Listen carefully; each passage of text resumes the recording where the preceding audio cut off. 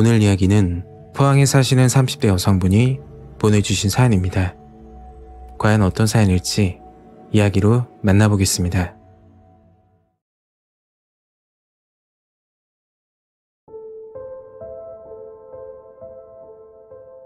지금부터 10년 정도 지난 일입니다. 그때 놀러가던 친구들은 결혼해서 잘 지내고 있고 가끔 친구들과 통화를 하다가 그날 일이 떠오르는데 아직도 소름이 돋습니다. 그 당시 선선한 바람이 부는 가을이었습니다. 저는 자주 만나던 절친 무리가 있었는데 모처럼 시간을 맞춰 2박 3일 여행을 가기로 했었죠. 처음에는 일반 펜션을 예약하려다가 색다른 여행을 하기로 생각하고 경주에 있는 게스트하우스를 예약했습니다. 요즘은 흔하지만 2012년 정도만 해도 한창 새로운 여행 문화였죠.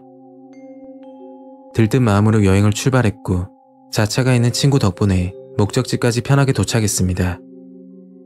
게스트하우스는 경주 변두리 쪽에 위치하고 있었고 규모가 크지 않은 옛날 한옥집이었죠. 늘 모이던 절친 멤버는 4명인데 한 친구는 회사 일 때문에 3명이서 오게 됐고 같이 못 와서 아쉽다며 이런저런 이야기를 하고 있을 때 집주인으로 보이는 아주머니가 마중을 나오셨습니다. 나이는 60대 정도로 되어 보였고 인상이 참 좋으셨죠. 한옥집은 1번부터 4번 방까지 총 4개 방이 있었는데 주방과 마당은 공용으로 쓰는 시설이었습니다. 옆에 조그만 텃밭도 있었는데 주인 아주머니께서 상추나 채소들을 키워 손님들에게 주신다고 하더군요. 저희는 1번 방을 배정받고 짐을 풀었고 그때가 오후 2시쯤 됐을 겁니다. 배도 고프고 해서 간단하게 음식을 만들려고 주방을 갔는데 아무도 없더라고요.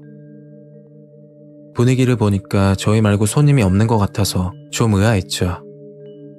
게스트하우스는 여러 사람들이 북적대는 맛으로 오는 건데 이건 일반 펜션이랑 다를 게 없었으니까요. 간단한 계란 요리로 한 끼 먹고 나서 저녁에 회포를 풀기 위해 낮잠을 자기로 했죠. 한참 자고 있다가 밖에서 굉장히 시끄러운 소리가 들려 일어나게 되었습니다. 방문을 열었더니 오토바이 여러 대가 보였고 남자 4명이 게스트하우스로 들어오더군요. 그중 한 남자와 눈이 마주쳤고 간단히 인사를 했습니다. 그리고 해가 지기 시작할 때 친구들과 한잔하기 위해 고기를 세팅하고 있었죠. 그때 3번 방에서 남자 한 명이 나오더니 말을 걸더군요. 고기를 너무 많이 사왔다고 같이 먹자고 하던데 원래 게스트하우스가 이런 맛으로 오는 거니까 알겠다고 했습니다. 친구들도 긍정적으로 생각했고요. 그 남자들은 30대 정도로 보였고 평소 여행을 많이 다니는지 음식 준비하는 게 예사롭지 않았죠. 그렇게 그 남자 일행과 술 한잔 하게 됐고 이야기를 하다 보니 오토바이 동호회에서 활동한다고 하더군요. 가끔 바이크를 타면서 여행을 한다고 했죠. 자정이 가까워질 때까지 술을 마셨고 취기가 올라와 친구들을 데리고 방으로 들어갔습니다. 다음날 아침 일찍 눈을 뜨게 됐는데 남자 일행 중 한 명이 오토바이를 태워준다고 하더라고요. 저도 타고 싶었지만 어릴 적 교통사고가 크게 났던 기억 때문에 타지 못했고 나머지 친구들은 남자 일행을 따라 나섰습니다. 어제 이야기도 나눴고 간단하게 동네 한 바퀴 돌고 온다길래 아무 의심도 하지 않았죠. 그렇게 오토바이 일행은 친구들을 태우고 출발했고 혼자 게스트하우스에 남게 되었습니다. 혼자 있으니 할 것도 없고 친구들 올 때까지 자고 있어야겠다 생각했죠. 그리고 저도 모르게 잠이 들었는데 창문 밖에서 부스럭대는 소리가 나서 눈을 떴습니다. 그런데 너무 놀라서 움직이지도 못하겠더라고요. 창문 밖에서 어떤 남자가 웃으면서 저를 보고 있는 겁니다. 그냥 보는 게 아니고 한 손에는 칼인지 뭔지 모르겠는데 뾰족한 뭔가를 들고 방으로 들어오려고 했었죠. 그때 문고리를 잡아당기는 소리가 들렸고 정신을 차려서 창문을 보니 어제 술을 마셨던 오토바이 일행 중 한 명이었습니다. 한 명은 창문 밖에서 지켜보고 있고 또 다른 한 명은 문을 따고 들어오려고 하더군요. 저는 주인 아주머니께 곧장 전화했고 잠시 후 아주머니가 오셨습니다.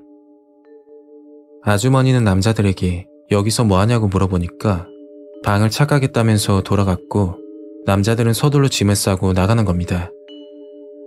그리고 친구들은 시간이 꽤 지나서 돌아왔죠. 친구들이 올 때까지 혼자 방 안에서 꿈쩍도 하지 못하고 떨고 있었습니다. 문 밖에서 친구 목소리가 들려 그제서야 문을 열어줬죠. 그런데 친구들 표정이 좋지 않아서 무슨 일 있었냐고 물었더니 오토바이 일행들이 한 바퀴만 돌고 데려다 준다는 말과 다르게 계속 다른 곳으로 가더랍니다. 그래서 어디까지 가냐면서 돌아가자고 했더니 친구 말을 무시하고 계속 달렸다고 했죠. 화가 난 친구는 경찰에 신고할 거라고 소리를 지르니까 마음대로 하라면서 당장 내리라고 했다고 합니다. 어쩔 수 없이 친구들은 한적한 시골 도로에 내리게 됐고 한참을 걷다가 지나가는 트럭을 얻어 타고 힘들게 온 거라고 하더군요. 그 이야기를 듣고 나서 친구들에게 제가 겪은 일을 이야기했더니 깜짝 놀라는 겁니다.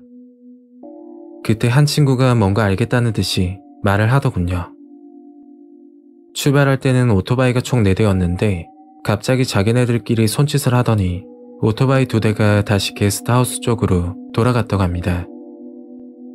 그리고 친구들을 태운 오토바이 2대는 출발했고 한참을 달리다 차도 없는 시골 도로에 내리게 됐던 거죠.